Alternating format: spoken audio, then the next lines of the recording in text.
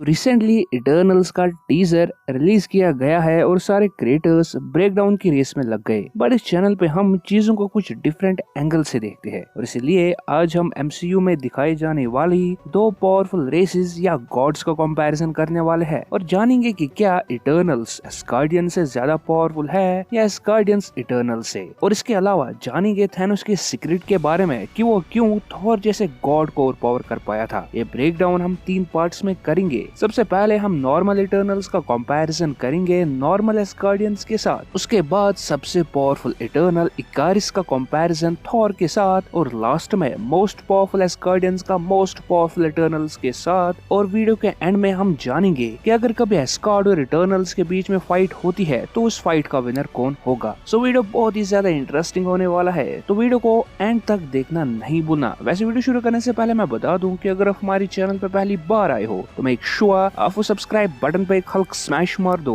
और बिल्कुल भी देरी ना करो अर्थ के माइटीएस्ट सब्सक्राइबर बनने में। बट सबसे पहले हम इन दोनों रेसेस के ओरिजिन को जान लेते हैं एंड आई रिक्वेस्ट यू कि आप सब इनके ओरिजिन और पावर्स को ध्यान से सुने क्योंकि पूरा कंपैरिजन इसी के बेसिस पे होगा। बात करें एस्गार्डियंस की तो एस्गार्डियंस एस्गार्ड पे रहने वाली एक बहुत ही एडवांस्ड रेस है जिन्हें ह्यूमंस एज गॉड्स मानते हैं। एस्गार्ड का किंग है ओडिन, जिसके बच्चों में goddess of death Hela, god of thunder Thor और लोकी गॉड ऑफ मिस्चिफ आते हैं। ये सारी रॉयल फैमिली के मेंबर्स है जिनके पास इनहैंस्ड स्ट्रेंथ, ड्यूरेबिलिटी और स्पीड है और कुछ यूनिक एबिलिटीज भी है। जैसे ओडिन के पास ओडिन फोर्स की पावर है, हेला के पास नेक्रो स्वॉर्ड्स प्रोड्यूस करने की, थॉर के पास लाइटनिंग प्रोड्यूस करने की और एक वॉरियर है। और गॉड ऑफ मिस्चिफ लोकी के क्या कहने, चकमा और इल्यूजन्स कास्ट करना कोई इससे सीखे। बट बाकी एस्गार्डियंस रॉयल फैमिली की तरह ज्यादा पावरफुल नहीं बट ह्यूमन से 2-3 गुना ज्यादा स्ट्रॉन्ग और ड्यूरेबल है। एस्गार्डियंस 5000 सालों तक जिंदा रह सकते हैं और ओडिन की एज अराउंड 5000 साल की थी। एस्गार्डियंस के पास 2 बड़ी आर्मीज भी है, जैसे ओडिन की वॉल्क्रीज की आर्मी और बाकी नॉर्मल एस्गार्डियन आर्मी। ये तो हो गया एस्गार्डियंस का इंट्रोडक्शन।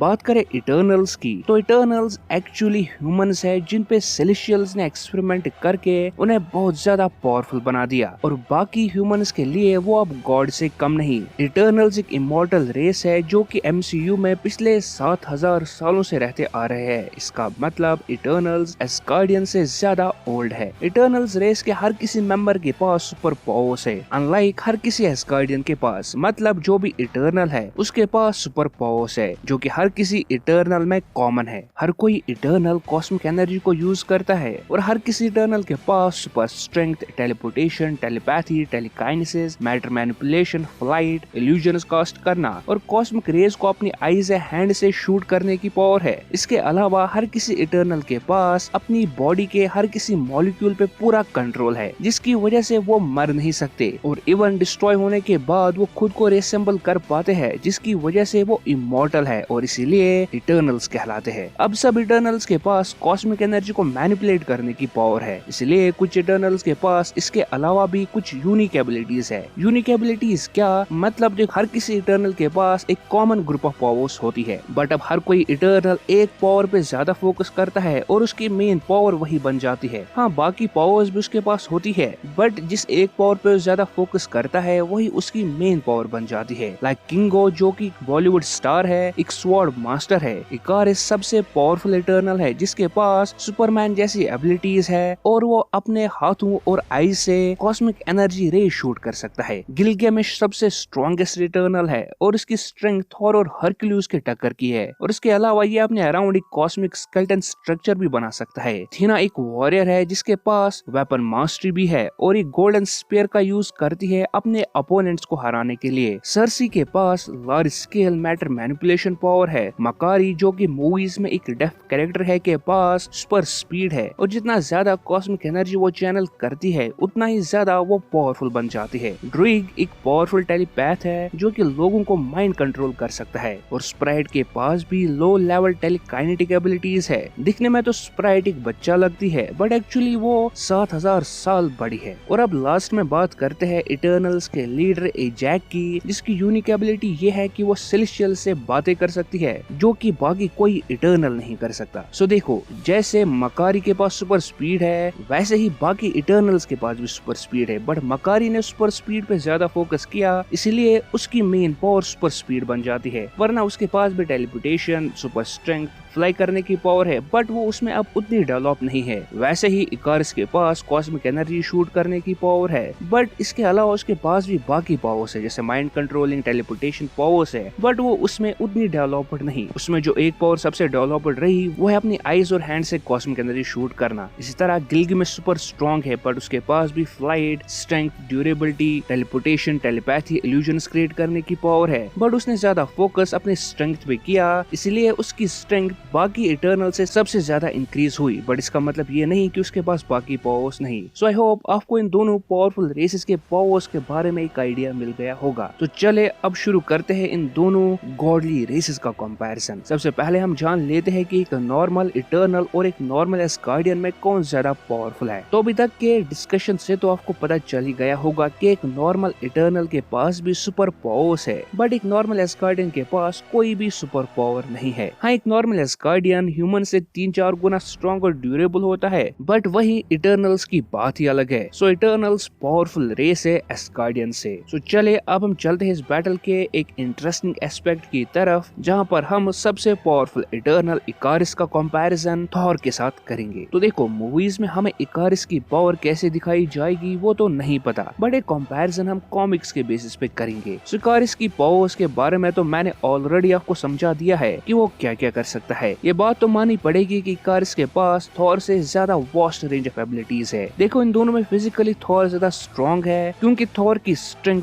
हल्क और हरक्यूलिस के लेवल की है। वहीं इकारिस ने जब हल्क के साथ कॉमिक्स में फाइट की थी तो हल्क उसे ओवर पावर कर रहा था, ब्लैक बोल्ट इकारिस को फिजिकली हरा रहा था, और वहीं थॉर ब्लैक बोल्ट को इजीली हरा चुका है। सो यस, फिजिकली थॉर इकारिस पे भारी पड़ेगा, बट इकारिस की माइंड कंट्रोलिंग और टेलीपोर्टेशन से इकारिस थॉर के माइंड को कंट्रोल कर सकता है और उसे हरा सकता है। और अगर इकारिस को थॉर को हराना है तो उसे अपनी टेलीपैथी यूज करनी होगी, but in terms of power, durability और स्ट्रेंथ थॉर इकारिस से बहुत ही ज्यादा पावरफुल है। सो मेरे according 7 out of 10 times Thor Ikaris को बीट कर सकता है, और Ikaris 3 out of 10 times Thor को सिर्फ और सिर्फ अपनी माइंड कंट्रोलिंग पावर से हरा सकता है। बट अब क्वेश्चन ये भी आता है कि अगर थैनोस भी इटर्नल है तो वो थॉर को कैसे ओवर पावर कर पाया था। तो इसका रीजन ये है कि थॉर एक इटर्नल तो है, बट उसके पास डिवेंट जीन है, जिसकी वजह से वो बहुत ही ज्यादा पावरफुल बन जाता है। लाइक जैसे ह्यूमंस में म्यूटेंट्स है, वैसे ही थैनोस इटर्नल का म्यूटेंट है, इसलिए वो इतना पावरफुल और स्ट्रॉन्ग था। बट चले अब हम आते हैं इस वीडियो के सबसे इंटरेस्टिंग पार्ट पे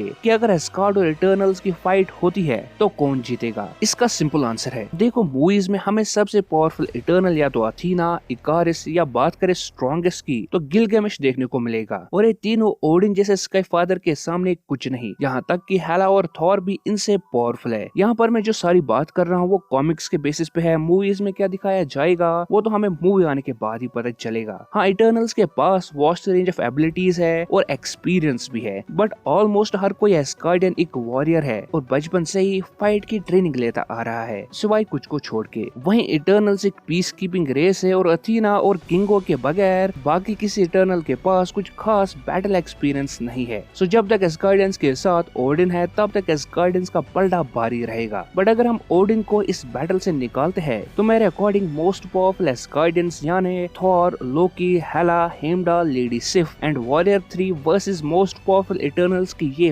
फाइट ड्रा रहेगी, क्योंकि जो 10 इटर्नल्स हमें मूवी में दिखने वाले हैं उनके पास वाइड रेंज ऑफ एबिलिटीज है। थॉर और हेला स्ट्रॉन्ग है, बट जो बाकी इटर्नल्स है वो भी कम नहीं। जैसे गिलगामेश अपनी सुपर स्पीड से इन्हें परेशान कर सकती है, सर्सी अपनी मॉलिक्यूलर मैनिपुलेशन पावर से इन्हें परेशान कर सकती है, बट वहीं थॉर लाइटनिंग और पंच करने के बगैर कुछ नहीं कर सकता। वहीं लोकी तो इल्यूजन्स कास्ट कर सकता है, बट ये नहीं भूलना चाहिए कि हर किसी इटर्नल के पास भी इल्यूजन्स कास्ट करने की पावर है। इसलिए ओडिन के बगैर most powerful Asgardians versus most powerful Eternals की फाइट मेरे अकॉर्डिंग ड्रा रहेगी। और रही बात मरने की, तो इटर्नल्स मर नहीं सकते, बट हाँ, एस्गार्डियंस मर सकते हैं, जैसे हमने थैनोस को लोकी को मारते हुए देखा था। बट अगर हम बात करते हैं एक फुल फ्लेजेड फाइट की, मतलब Asgard with his armies versus Eternals, तो वहाँ पर एस्गार्ड के जीतने के चांसेस ज्यादा है। देखो क्यों? क्योंकि इटर्नल्स की पॉपुलेशन ज्यादा नहीं है और कॉमिक्स में भी गिन चुन के 50 इटर्नल्स एग्जिस्ट करते हैं और अगर एस्गार्डियंस अपनी आर्मीज को यूज करे तो उनके पास नंबर एडवांटेज भी रहेगा। प्लस ओडिन, थॉर और हेला जैसे पावरफुल बीइंग्स होने की वजह से एस्गार्डियंस को और एडवांटेज मिलेगा। और हाँ, स्ट्रेंथ, स्पीड, ड्यूरेबिलिटी के मामले में इन तीनों के टक्कर का इटर्नल्स में कोई भी बीइंग नहीं है। सो फाइनली अगर बात करें कि अगर इन दोनों रेसेस में फाइट हो तो किसके जीतने के चांसेस ज्यादा है तो वो है एस्गार्डियंस। बट अगर बात करें कौन ज्यादा एडवांस्ड रेस है तो वो है इटर्नल्स, क्योंकि इटर्नल्स के हर किसी मेंबर के पास सुपर पावर रहती है, वही हर किसी एस्गार्डियन के पास कोई भी सुपर पावर नहीं है। बट आपको क्या लगता है? अपना ओपिनियन जरूर शेयर करें हमारे साथ। और क्या आप इटर्नल्स पे और वीडियोस देखना चाहते हो या वर्सेस बैटल्स देखना चाहते हो तो कमेंट्स में जरूर बताओ। और साथ ही अगर वीडियो अच्छा लगा हो तो वीडियो को लाइक और चैनल को सब्सक्राइब करना नहीं भूलना। और हमारे दूसरे वीडियोस आने तक आप हमारे top 10 most powerful gods in Marvel and DC या फिर 13 upcoming super heroes in Marvel and DC पे वीडियोस को एंजॉय कर सकते हो।